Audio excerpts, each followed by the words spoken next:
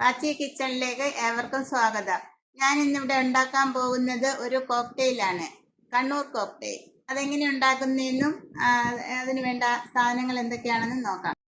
ഞാൻ ഇന്നിവിടെ ഉണ്ടാക്കാൻ പോകുന്നത് ഈ ചൂട് കാലാവസ്ഥയ്ക്ക് പറ്റിയ ഒരു ജ്യൂസാണ്, കണ്ണൂർ കോക്ടെയിൽ. അതിനാവശ്യമായ സാധനങ്ങൾ എന്തെന്നും ഇതെങ്ങനെയാണ് ഉണ്ടാക്കുന്നതെന്നും നോക്കാം.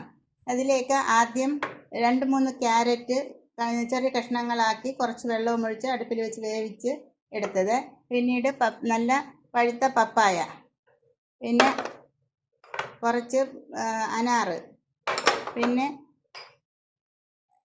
നട്ട്സ്, ക്രഷ് ചെയ്ത നട്ട്സ്, ഇത് ഉണക്കമുന്തിരി, പിന്നെ തണുത്ത പാല്, കുറച്ച് തണുത്ത പാല് വേണം, പിന്നെ ഐസ്ക്രീം. മധുരത്തിന് ആവശ്യമായിട്ട് ഇവിടെ ഉപയോഗിക്കുന്നത് ഹണിയാണ്. എങ്ങനെയാണ് ഉണ്ടാക്കുന്നതെന്ന് നോക്കാം. ആദ്യം മിക്സിയുടെ ജാറിലേക്ക് ഈ ക്യാരറ്റ് വേവിച്ച് വെച്ചത്, പപ്പായ, പിന്നെ ഈ തണുത്ത പാലും,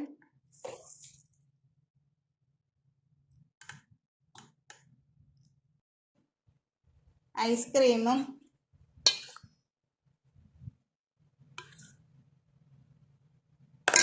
പിന്നീട് മധുരത്തിന് വേണ്ടിയിട്ട് കുറച്ച് ഹണിയും ഇതിലേക്ക് ഒഴിക്കുന്നു. ഇനി ഇത് നന്നായിട്ടൊന്ന് അടിച്ചിട്ട് വരാം. ഇനി ഇത് നമുക്ക് സെറ്റ് ചെയ്യുന്നത് എങ്ങനെയെന്ന് നോക്കാം. ഇത് സെറ്റ് ചെയ്യുന്നതിന് വേണ്ടിയിട്ട് ഒരു ഗ്ലാസ്സിലേക്ക് ആദ്യം അനാറിടണം.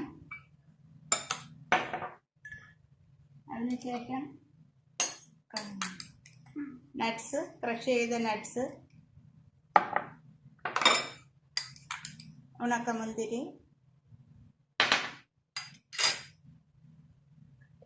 ജ്യൂസ് ഒഴിക്കാം.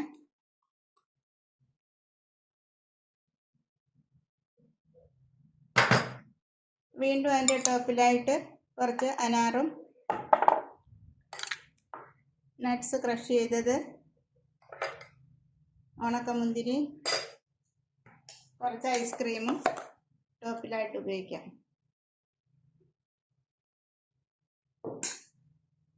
അങ്ങനെ നമ്മുടെ കണ്ണൂർ കോക്ടെയിൽ റെഡി.